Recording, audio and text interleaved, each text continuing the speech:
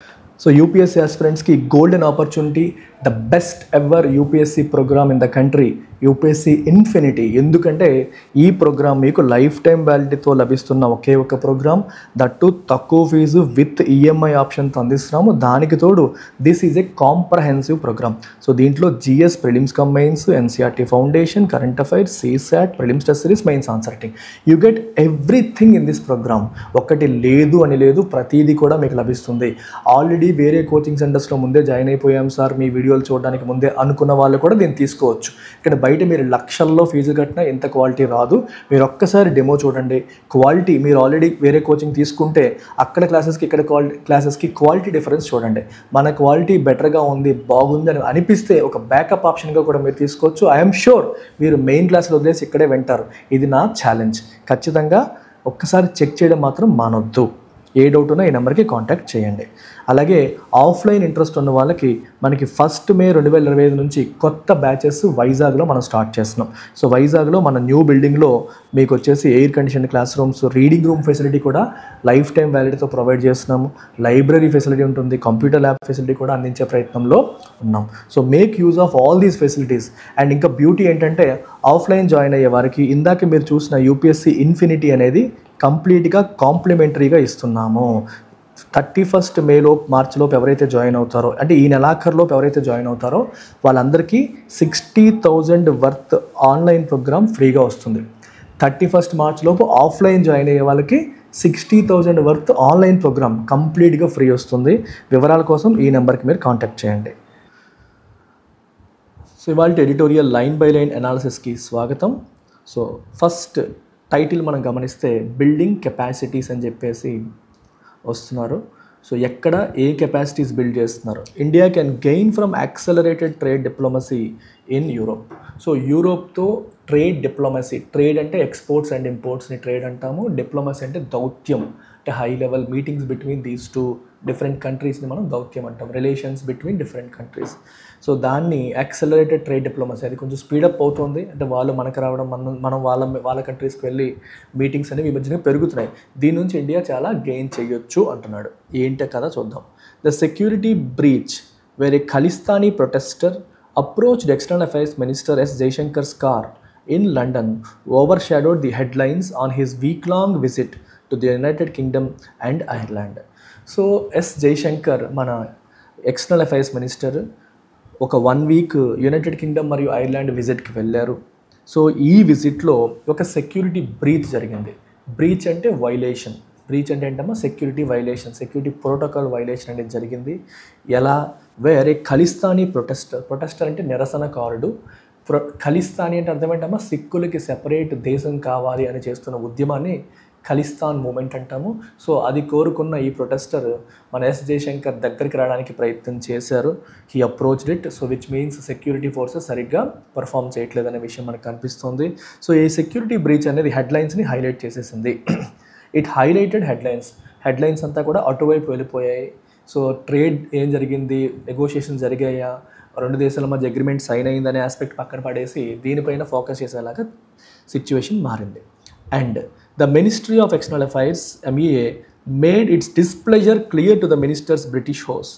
So British hosts ఎవరైతే మనల్ని అక్కడ హోస్ట్ చేస్తున్నారో వాళ్ళకి క్లియర్గా చెప్పారు, సో మా మినిస్టర్ వచ్చారు, ఆయన సెక్యూరిటీ చూసుకోవాల్సిన బాధ్యత మీది కదా, సో మీరు సెక్యూరిటీ ల్యాబ్స్ రావడం అనేది కరెక్ట్ కాదు అని వాళ్ళ యొక్క అసంతృప్తి, డిస్ప్లెజర్ని వాళ్ళకి వ్యక్తపరిచారు. అసంతృప్తిని వాళ్ళకి వ్యక్తపరచడం అనేది జరిగింది. The scheduled visit however was not changed. అయితే ఆయన షెడ్యూల్ చేసిన విజిట్ ఏవైతే షెడ్యూల్ ప్రకారం ఉందో దాన్ని ఏమైనా మార్చారా? మార్చలేదు. And mister Jayashankar side step the scare.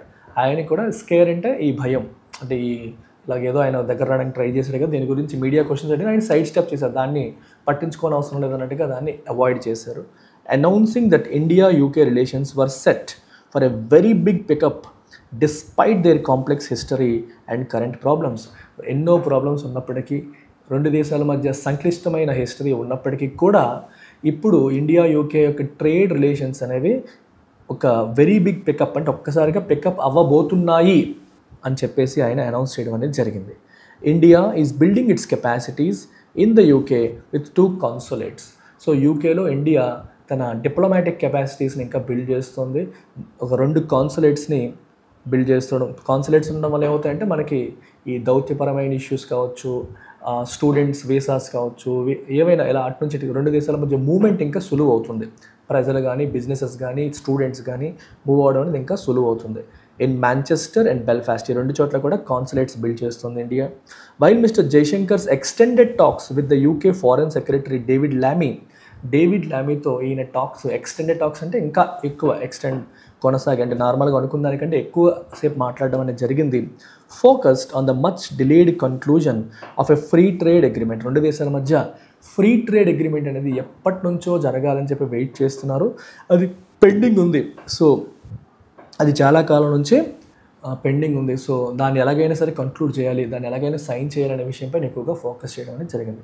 So జనరల్గా 2 కంట్రీస్ మధ్య ట్రేడ్ అంటే ఎక్స్పోర్ట్స్ ఇంపోర్ట్స్ ఉన్నప్పుడు కొన్ని బ్యారియర్స్ ఉంటాయి. బ్యారియర్స్ అంటే అడ్డంకులు. ఎలా? సో ఆ కంట్రీ ఈ కంట్రీ నుంచి వచ్చే ఎక్స్పోర్ట్స్ పైన టారిఫ్ వేస్తుంది, అలాగే రెండో కంట్రీ కూడా ఆ కంట్రీ నుంచి వచ్చే ఎక్స్పోర్ట్స్ పైన టారిఫ్ వేస్తుంది. అంటే సుంకాలు విధిస్తారు. దిగుమతులపైన ప్రధానంగా సుంకాలనే విధిస్తూ ఉంటారు. సో దిగుమతులపైన ఇలా సుంకాలు విధించడం వల్ల ఏమవుతుందంటే కొంతలో కొంత ట్రేడ్ తగ్గడానికి అవకాశం ఉంటుంది. సో అందుకని అప్పుడు ఏం చేస్తారంటే ఆ 2 దేశాలు స్పెసిఫిక్గా 2 కంట్రీస్, ఆ 3 కంట్రీస్ బ్లాక్గా మారి లేకపోతే ఇలాగా వీళ్ళు నెగోషియేషన్స్ చేసుకుంటారు. సో కొన్ని ఐటమ్స్ని మీరు మాకు పంపించే కొన్ని ఐటమ్స్ పైన మేము సుంకాలు తీసేస్తాము, అలాగే మా నుంచి మీకు వెళ్ళే కొన్ని ఐటమ్స్ పైన మీరు సుంకాలు తీసేయండి. సో ఈ ట్రేడ్ బ్యారియర్స్ని రిమూవ్ చేద్దాము, తద్వారా ట్రేడ్ ఇంక్రీజ్ అయ్యేలాగా చేసుకుందామని చెప్పి కంట్రీస్ రకరకాల అగ్రిమెంట్స్ చేసుకుంటాయి. అందులో ఒక కైండ్ ఆఫ్ అగ్రిమెంట్ ఎఫ్టీఏ. మనకి ఎఫ్టీఏ, పీటీఏ, సిఈసిఏ, సిఈపిఏ ఇలా రకరకాల అగ్రిమెంట్స్ ఉంటాయి. సో ఇలాంటి అగ్రిమెంట్స్ గురించి నేను ఆల్రెడీ ఒక వీడియో చేశాను మన ఐఏఎస్ ఛానల్లో, ఒకసారి చూడండి దాన్ని. Different trade agreements Suresh sir అని చెప్పి మీరు సెర్చ్ చేస్తే మీకు వస్తుంది. అది ఒకసారి చూస్తే మీకు డిఫరెన్స్ అర్థమవుతుంది. The agreement which was due to be finished after the UK's Brexit in 2020 has missed deadlines. So ఈ అగ్రిమెంట్ ఎప్పుడు ఫినిష్ అవ్వాలి? After UK's Brexit in 2020. UK 2020లో బ్రెక్సిట్ అంటే ఏంటమ్మా? Exit, Britain's exit from European Union is called Brexit అనమాట. UK 2020లో European Union నుంచి exit అయిన తర్వాత ఇమీడియట్గా ఇది సైన్ అవ్వాలి, కానీ ఇది డెడ్లైన్స్ మిస్ అవుతూ వస్తుంది. Has missed deadlines. Talks over an FTA dominated discussions in Ireland too. ఐర్లాండ్తో జరిగిన డిస్కషన్స్లో కూడా ఎఫ్టీఏకి సంబంధించిన టాక్సే డామినేట్ చేశాయి. And came days after India and the European Union committed to concluding their bilateral trade agreement for which talks began in 2007 by the end of 2025. చెప్పాను కదా, ఇలా హైఫెన్స్, 2 హైఫెన్స్ మధ్య ఏదైనా వస్తే అది అడిషనల్ ఇన్ఫర్మేషన్, అది పక్కన పెట్టి చదవండి. To concluding their bilateral trade agreement by the end of 2025. గమనించండి. సో మనకి ఐర్లాండ్తో కూడా ఎఫ్టీఏకి సంబంధించి టాక్స్ అనేవి జరుగుతున్నాయి. And they came after India and the European Union. India మరియు European Union committed to concluding their bilateral trade agreement. European Union India trade agreement కూడా 2007లో చర్చలు మొదలయ్యాయి. అది 2025 ఎండింగ్ కల్లా ఎలాగైనా ఫినిష్ చేయాలని చెప్పి ఒక కమిట్మెంట్తో వెళ్తున్నారు. అదే టైంలో యూకేతో ఐర్లాండ్తో కూడా డిస్కషన్స్ జరగడం అనేది చాలా మంచి పరిణామంగా మనం చెప్పొచ్చు. బైలేటరల్ ట్రేడ్ అంటే ద్వైపాక్షిక ట్రేడ్, అంటే exports and imports with the UK ఎంత ఉంది? $52 బిలియన్ ఉంది. అండ్ ది ఐర్లాండ్ $17 బిలియన్ ఉంది. Are under powered. ఇవి అనుకున్నంతగా లేవు, ఇంకా ఎక్కువ జరిగే పొటెన్షియల్ ఉన్నప్పటికీ తక్కువ మాత్రమే జరుగుతోంది. And discussions on enhancing collaborations especially in hi-tech trade were on the agenda in both capitals. So ఎలాగైనా సరే ఈ 2 దేశాలతో ట్రేడ్ని ఇంకా పెంచాలి అనే డిస్కషన్స్ మనకి ఎజెండాలో ఉన్నాయి. 2 క్యాపిటల్స్లో కూడా, ఐర్లాండ్ క్యాపిటల్లో అలాగే యూకే క్యాపిటల్లో కూడా డిస్కషన్స్లో ఈ ట్రేడ్ ఎలాగైనా పెంచాలి, ఎస్పెషలీ హై టెక్నాలజీ ట్రేడ్ పెరగాలి అనే విషయం పైన ఫోకస్ అనేది జరుగుతుంది. కొలాబరేషన్ అంటే ఒక కలిసి పనిచేయడం అనే మీనింగ్. కొలాబరేషన్ అంటే ఏంటమ్మా? వర్కింగ్ టుగెదర్ అనే మీనింగ్ మనకి వస్తుంది. The FTA talks India UK restarted last month and India EU another round this week will benefit from India's more conciliatory position on import duties with the US. So ఈ చర్చలు ఏవైతే ఉన్నాయో, free trade అగ్రిమెంట్కి సంబంధించిన చర్చలు ఏవైతే ఉన్నాయో, EUతో కావచ్చు యూకేతో కావచ్చు, ఈ చర్చలన్నీ కూడా దే విల్ బెనిఫిట్.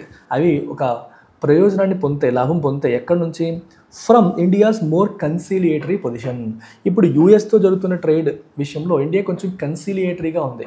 ట్రంప్ వచ్చేసి మీ మీద టారిఫ్ పెంచేస్తాము, ఎందుకంటే అమెరికా నుంచి ఇండియాకి వెళ్ళే వస్తువులపైన మీరు విపరీతంగా సుంకాలు వేస్తున్నారు. So why should I allow your goods to enter US freely? మీ గుడ్స్ యూఎస్ ఫ్రీగా ఎంటర్ అయ్యాలని నేను ఎందుకు అలో చేయాలని చెప్పేసి ట్రంప్ మీరు తగ్గిస్తేనే మేము తగ్గిస్తామని మెలిక పెట్టారు. సో దానికి ఇండియా గొడవకి వెళ్లకుండా కన్సిలియేటరీ స్టాన్స్ తీసుకుంది. అంటే సరే తగ్గిద్దాము అనే మైండ్ సెట్తోనే, అంటే యూఎస్ నుంచి ఇండియాకి వచ్చే లగ్జరీ కార్స్ ఇట్లాంటి వాటిపైన సుంకాలు తగ్గించే ఉద్దేశంతోనే ఇండియా అడుగులు వేస్తుందన్నమాట. కాబట్టి EU కూడా ఓకే, ఇండియా యూఎస్కి టారిఫ్ తగ్గించినప్పుడు యూరోపియన్ యూనియన్ నుంచి ఇండియాకి వెళ్ళే వస్తువులపైన కూడా సుంకాలు తగ్గిస్తుందని చెప్పి వాళ్ళు కూడా కొంచెం ఒక పాజిటివ్ టోన్లో తీసుకొని మనతో డిస్కషన్స్ ఇంకా స్పీడప్ చేశారన్నమాట. అందుకనే ఇండియా కొంచెం కన్సిలియేటరీ పొజిషన్ తీసుకోవడం వల్ల ఇండియా EU ట్రేడ్ రిలేషన్స్ కూడా బెనిఫిట్ అయ్యే అవకాశం అనేది ఉంది, which have been a sticking point for them as well. So India ఎక్కువగా టారిఫ్స్ వేయడమే వాళ్ళకు కూడా ఒక స్టికింగ్ పాయింట్. దానివల్లే ఈ లెక్కలు అనేవి ముందుకు వెళ్ళట్లేదు. ఓకేనా? సో ఇండియా యూరోపియన్ యూనియన్ నుంచి వస్తున్న వాటిపైన కూడా ఎక్కువగా మనం టారిఫ్స్ వేయడమే వాళ్ళకు కూడా మేజర్ ప్రాబ్లం. స్టికింగ్ పాయింట్ అంటే ఏంటి ఇక్కడ మీనింగ్? అబ్స్టకల్ అనే, హిండ్రెన్స్, అబ్స్టకల్ అనే మీనింగ్గా వస్తుంది స్టికింగ్ పాయింట్ అంటే. The governments decision to reduce tariffs on vines and spirits, motor and electric vehicles in difference to US president Trump's demands. Trump demand చేసినందుకు దానికి respect ఇచ్చి, out of respect for Trump's words, India electric vehicles పైన, vines and spirits పైన, motor vehicles పైన tariff తగ్గించాలని తీసుకున్న నిర్ణయం ఏదైతే ఉందో is a case in point. అదొక ఎగ్జాంపుల్గా మనం చెప్పొచ్చు. సో EU వాళ్ళు కూడా సిమిలర్గా మా కంట్రీ నుంచి మీకు వచ్చే వాటిపైన కూడా టారిఫ్లు బాగా తగ్గించండి అని చెప్పి అడిగే అవకాశం అనేది చాలా ఎక్కువగా ఉంది. And more cuts are expected in negotiating and India US BTA. India USA BT అంటే బైలేటరల్ ట్రేడ్ అగ్రిమెంట్లో ఇంకా ఇలాంటి కట్స్ అనేవి ఎక్స్పెక్ట్ చేయొచ్చు, ఇంకా ఎక్కువ టారిఫ్స్ తగ్గించాలని ఎక్స్పెక్ట్ చేయొచ్చు అని మనం చెప్పొచ్చు. నెగోషియేషన్ అంటే డిస్కషన్, చర్చలు, బేరసారాలు అనే మీనింగ్. ఇన్ దట్ సెన్స్, ఆ సెన్స్లో మనం తీసుకుంటే mister Trump's reordering of US alliances and trade policy may well have been the wind in mister Jaishankar's sails. So అలా మనం గమనిస్తే ట్రంప్ తన పాలసీస్ని కంప్లీట్గా చేంజ్ చేశారు, తన అలయన్సెస్ని చేంజ్ చేస్తున్నారు, ట్రేడ్ పాలసీని మారుస్తున్నారు. సో అన్నిటిని ఒక్కసారిగా మార్చడం అనేది ఒక రకంగా ఇండియాకి ప్లస్సే. దానివల్ల ఇండియాకి it's like a wind in mister Jaishankar sails. అంటే మనకి ముందుకు నడిపించేది. Wind in someone sails అంటే అర్థం ఏంటమ్మా? Something that forces you forward, pushes you forward. Some external thing that pushes you forward is called ఏంటమ్మా? విండ్ ఇన్ సమ్వన్స్ సెయిల్స్ అని చెప్పేసి అంటాం. The trip followed visits to Delhi by high-power EU delegation led by European Commission President Ursula von der Leyen and a senior ministerial and business team led by Belgian Princess Astrid that imparted the sense that Europe is looking for new, more dependable friends. So, ఈ trip ఎప్పుడు జరుగుతుందంటే already మనకి high powered European union delegation, ఒక ప్రతినిధి బృందం అనేది వచ్చింది. మన ఢిల్లీకి వాళ్ళు విజిట్ చేశారు. సో దానికి ఎవరు లీడ్ చేశారంటే European Commission president Ursula von der Leyen and senior ministerial and business team led by Belgian princess Astrid వీళ్ళు లీడ్ చేశారనమాట. సో ఇది ఆల్రెడీ ఇండియా వచ్చి మీటింగ్ జరిగింది. అండ్ అది జరిగిన వెంటనే మన జయశంకర్ కూడా ఇప్పుడు అటు వెళ్ళడం అనేది జరుగుతుంది. So it imparted the sense, ఇది మనకి ఏం చెప్తుందంటే Europe is looking for new more dependable friends. ఎందుకంటే అమెరికా యూరోప్ని కూడా దూరం పెడుతోంది. సో కాబట్టి మేము ఒక అమెరికా మీద ఆధారపడితే మాకు పని అవ్వదు, ఇంకా మంచి ఫ్రెండ్స్, డిపెండబుల్ ఫ్రెండ్స్, మేము ఆధారపడదగ్గ ఫ్రెండ్స్ కోసం యూరోప్ చూస్తోందనే విషయం మనకు తెలుస్తుంది. Mister Jaishankar's visit also came close on the heels of the dramatic showdown at the White House between Mr. Trump and Ukrainian President Volodymyr Zelensky, which led to an urgent summit of a non-US NATO countries being held in London, where UK Prime Minister Keir Starmer committed to support Ukraine with a coalition of the willing. చూసారా? So బేసిక్గా ఇప్పుడు Jaishankar's visit also came on the heels of అంటే ఒకటి జరిగిన తర్వాత. దేని తర్వాత వచ్చింది? ఒక డ్రమాటిక్ షోడౌన్. ఎవరి మధ్య షోడౌన్ అంటే ఇద్దరు ఒకరిపైన ఒకరు వాదించుకుంటూ వెళ్ళారు. ఎవరెవరు? Ukrainian president Vladimir Zelensky, Vladimir Putin, Volodymyr Zelensky and Trump మధ్య ఒక రకమైన షోడౌన్ జరిగింది. సో దానివల్ల it also led to urgent non US NATO, అంటే నేటోలో యుఎస్ ఉంది, యుఎస్ కాకుండా మిగిలిన నేటో కంట్రీస్ అన్నీ కలిపి లండన్లో కలవడం అనేది జరిగింది. అక్కడ UK prime minister Keir Starmer ఏమన్నారంటే యుక్రెయిన్ని అమెరికా సపోర్ట్ చేయకపోయినప్పటికీ కూడా యూరోప్ సపోర్ట్ చేస్తుంది అని చెప్పేసి ఆయన చెప్పడం జరిగింది. With a coalition of the willing అంటే ఎవరైతే ఇంట్రెస్టెడ్గా ఉన్నారో అని అర్థం. కోలిషన్ అంటే కూటమి. As geopolitical and geofinancial calculations are being reworked across the Atlantic. So across the Atlantic అంటే మనకి వెస్టర్న్ యూరోప్కి యూఎస్కి మధ్యలో ఉన్న సముద్రం ఏది? అట్లాంటిక్ సముద్రం. సో అక్రాస్ అంటే యూఎస్కి అక్రాస్గా ఇది ఉందని, అది దాటాక అన్నట్టు. సో ఈ క్యాలిక్యులేషన్స్ అనేవి అటు ఇటుగా అట్లాంటిక్ ఇటు ఉన్న కంట్రీస్ మధ్య ఈ geo political equations, financial calculations మారుతున్నాయి, రీవర్క్ అవుతున్నాయి. India stands to gain by accelerated diplomacy. ఇలాంటి టైంలో అప్పుడు అటు యుఎస్ ఇటు EU రెండు కూడా వాళ్ళిద్దరి మధ్య కొంచెం దూరం పెరుగుతున్నట్టు కనిపిస్తుంది. కాబట్టి ఇద్దరు కూడా కొత్త ఫ్రెండ్స్ కోసం వెతుకుతారు. సో ఇండియా ఈ అవకాశాన్ని క్యాష్ ఇన్ చేసుకోవచ్చు by offering A hand of friendship to both sides. అటు EUకి అటు యుఎస్కి ఇద్దరికి కూడా ఫ్రెండ్షిప్ని ఆఫర్ చేసి రెండు వైపుల నుంచి ఇండియా బెనిఫిట్ పొందే అవకాశం అనేది ఉంది, దాన్ని ఇండియా ఉపయోగించుకోవాలి అని చెప్పి ఫైనల్గా ఆర్టికల్ కంక్లూడ్ చేస్తుంది. మరి ఆథర్ యొక్క టోన్ ఏంటి? I want you to answer all the questions today. What is the tone of the author in this?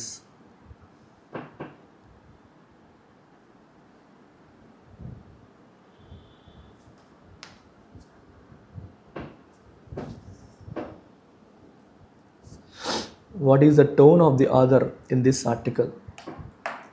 ఇది క్రిటికల్ అయితే కాదు కదమ్మా, నెగిటివ్ టోన్తో అయితే లేదు, పెసిమిస్టిక్గానూ లేదు.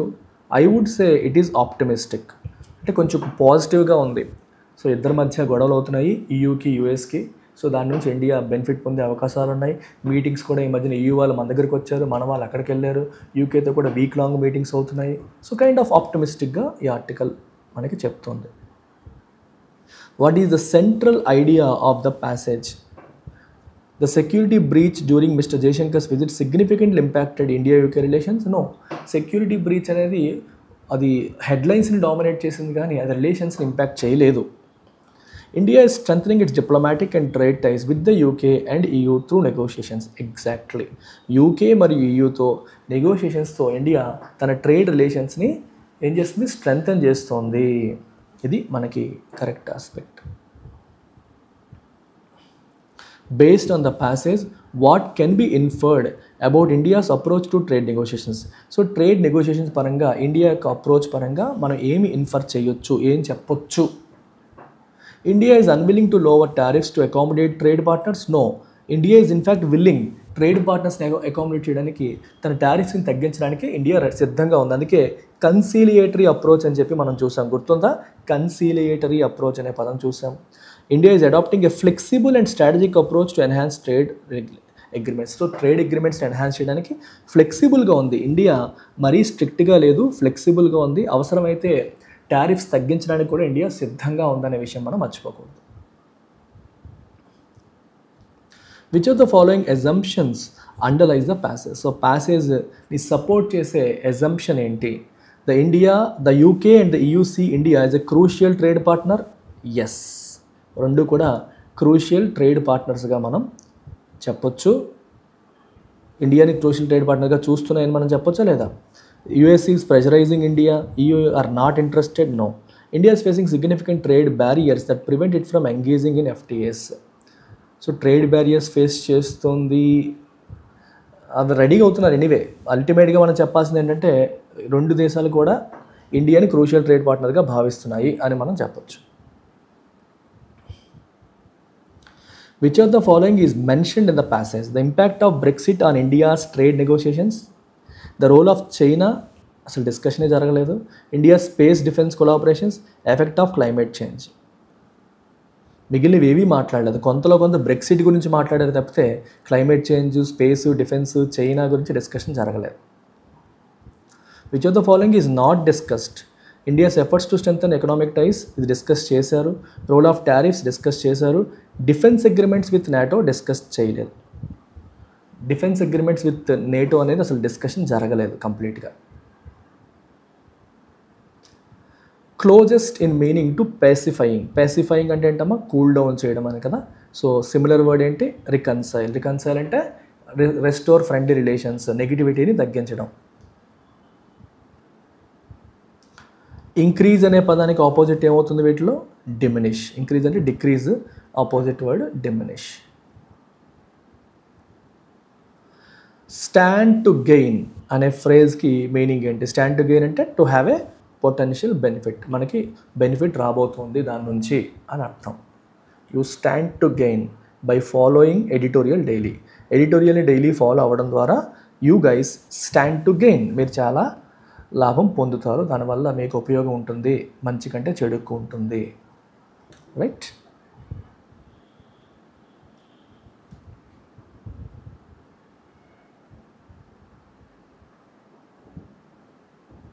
Okay, so second article quick skimming చేద్దాము. Iran has reason to be wary of Trump's dialogue proposal. So Trump ఏమంటున్నారంటే, మళ్ళీ ఒకసారి మాట్లాడుకుందాము. ఇరాన్ యుఎస్ న్యూక్లియర్ డీల్ జరిగింది, ఆ డీల్ ట్రంప్ ఇంతకుముందు క్యాన్సిల్ చేసేసారు. సో మళ్ళీ దాని గురించి ఇంకోసారి మాట్లాడదామని చెప్పేసి ట్రంప్ అంటున్నారు. So and Iran has reason to be very అంటే కొంచెం కాషియస్. ట్రంప్ మళ్ళీ డైలాగ్ అంటున్నారు, చర్చలు అంటున్నారు, ఈయంతో కొంచెం జాగ్రత్తగా ఉండాలి కొంచెం అని భయపడడంలో లాజిక్ ఉంది. ఇరాన్ అలా అనుకోవడంలో తప్పేమీ కాదు అని దీని అర్థం. సో ఒకసారి క్విక్గా వెళ్దాం.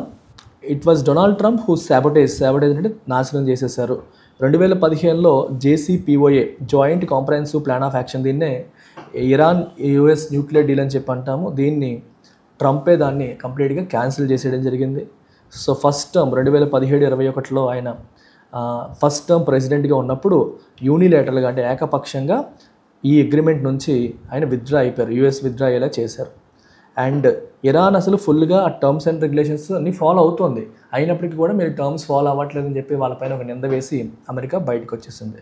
ఆ తర్వాత ట్రంప్ ఏం చేశారంటే మ్యాక్సిమం ప్రెషర్ పాలసీ, కంప్లీట్గా వాళ్ళ మీద ప్రెషర్ పెట్టేసి సో ఇరాన్ని రీనెగోషియేట్ చేసేలాగా చేయడానికి ట్రై చేశారు. డీల్ మళ్ళీ మాట్లాడుకుందాం, కూర్చొని ఫ్రెష్గా మాట్లాడదామని చెప్పేసి ప్రెషర్ పెట్టి వాళ్ళని ఒప్పించడానికి ట్రై చేశారు. అయితే అది టెహరాన్ ఒప్పుకుందా, టెహరాన్ అంటే ఇరాన్ రాజధాని, అది రిబఫ్ తిప్పికొట్టింది, ఒప్పుకోలేదు. లాస్ట్ వీక్ ట్రంప్ మళ్ళీ ఏమన్నారంటే, ఇరాన్ సుప్రీం లీడర్ అయటోలియా అలీ ఖమెనీకి ఒక లెటర్ పంపించాను అని చెప్పారు. డైలాగ్ని మళ్ళీ రీఓపెన్ చేద్దాము, ఆర్ రిస్క్ మిలిటరీ యాక్షన్, మీరు ఇప్పుడు చర్చలకి సిద్ధం కాకపోతే మీ పైన మేము మిలిటరీ యాక్షన్ చేస్తాము, సో మీ పైన మేము దాడి చేస్తాము, దానికి సిద్ధం కండి అని చెప్పారు. సో వచ్చి కూర్చొని మాట్లాడుకుందాం, లేదంటే మీ మీద దాడి చేస్తానని చెప్పేసి ట్రంప్ బెదిరించారు. అయితే లెటర్స్ యొక్క డీటెయిల్స్ అనేవి ఇంకా ప్రైవేట్గా ఉన్నప్పటికీ ఒక 2 days ఇరానియన్ లీడర్ 2 రోజులు తీసుకొని ఇమీడియట్గా ఈ అవుట్ రీచ్ని రిజెక్ట్ చేశారు.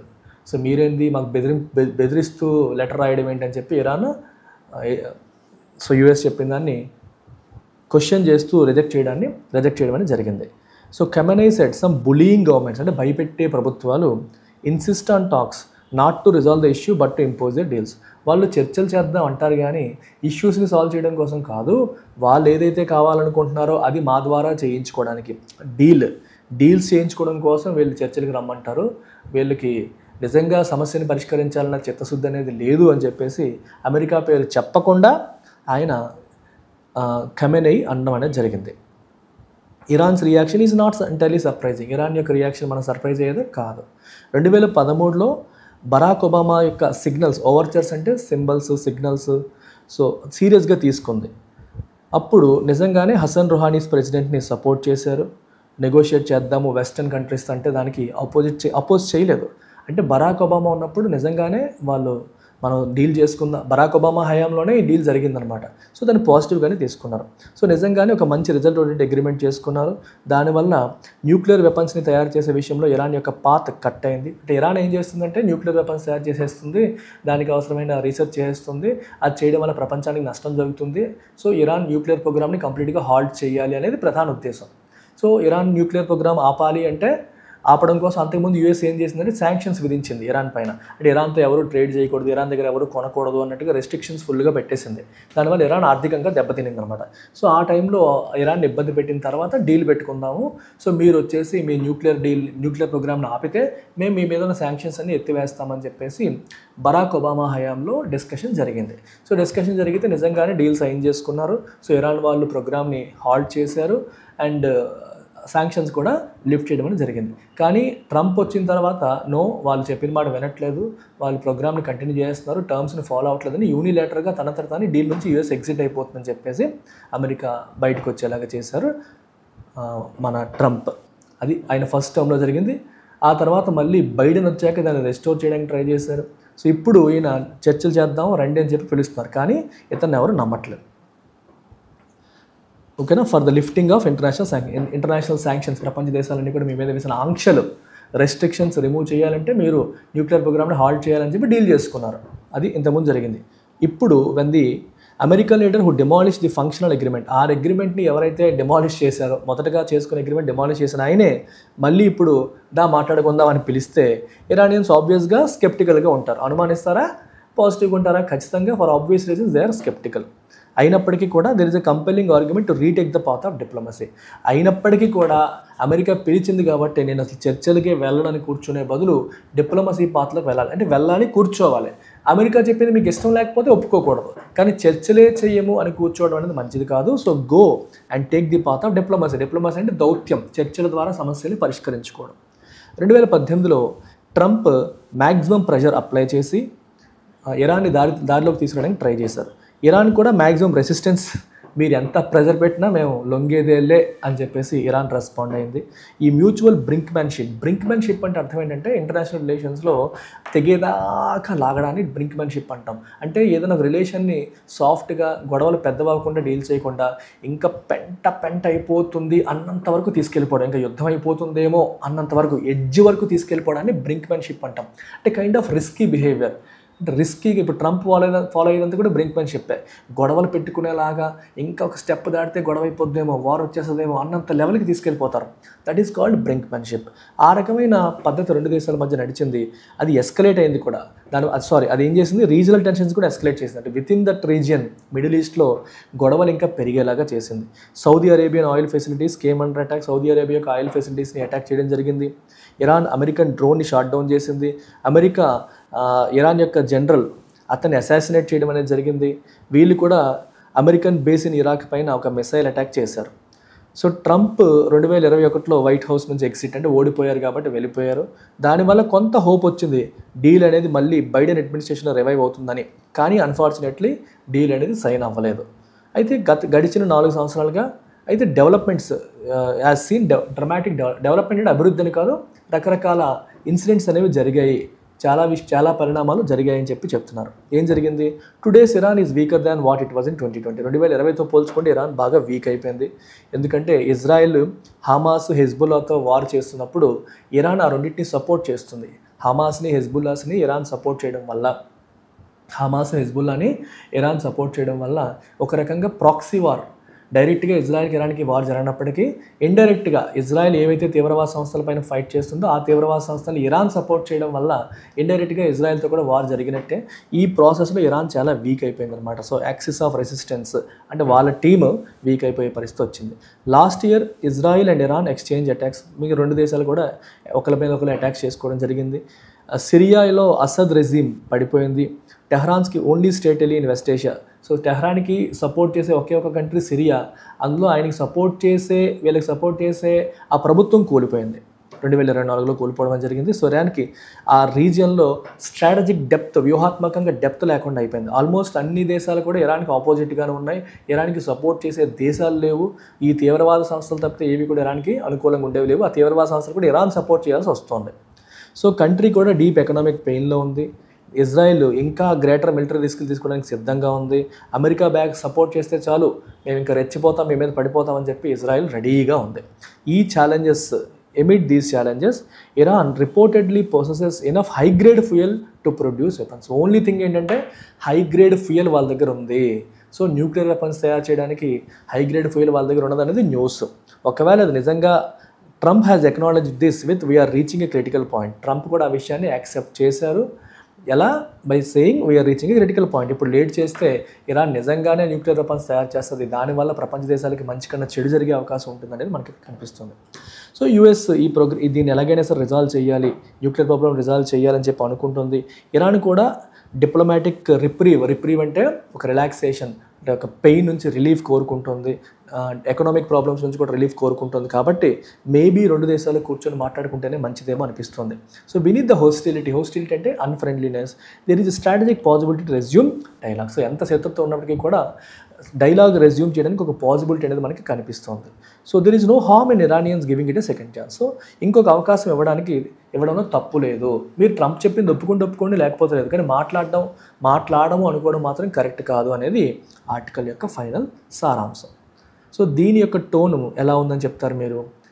ఎలా ఉంది చెప్పండి? కన్విన్సింగ్గా ఉందని చెప్తాను నేనైతే. పర్సువేజివ్ అంటే ఇరాన్ని కన్విన్స్ చేసేలాగా. ఎస్, కొంచెం ఇష్యూస్ ఉన్నాయి, కాదని చెప్పట్లేదు, అయినప్పటికీ కూడా it is better you take chance and talk to యూఎస్తో మాట్లాడడం మంచిది. పర్సువేజివ్ అంటే కన్విన్సింగ్ అన్నట్టు. Central idea of the passage ఏంటి? ఇరాన్ కంప్లీట్గా ఎనీ డిప్లొమాటిక్ ఎంగేజ్మెంట్ రిజెక్ట్ చేయాలా? నో, రిజెక్ట్ చేయమని చెప్పట్లా. Iran nuclear deal was always doom to fail. US వల్ల అది ఎప్పుడు ఫెయిల్ అవుతుంది, అది కూడా కాదు. Despite past betrayals there is a strategic opportunity. Yes, ఇంతకుముందు అమెరికా మోసం చేసింది, అగ్రిమెంట్ సైన్ చేసి కూడా వెనక్కి వెళ్ళిపోయింది. అయినప్పటికీ కూడా ఇరాన్కి ఒక ఆపర్చునిటీ ఉంది, అమెరికాతో ఒక డైలాగ్ అని చర్చలు రెజ్యూమ్ చేయడానికి. ఇది ఒక స్ట్రాటజిక్ ఆపర్చునిటీగానే చూడాలి, కానీ కంప్లీట్గా రిజెక్ట్ చేయడం అనేది మంచి పద్ధతి కాదు అనేది ఆర్టికల్ ఫైనల్గా చెప్పాలనుకున్న పాయింట్.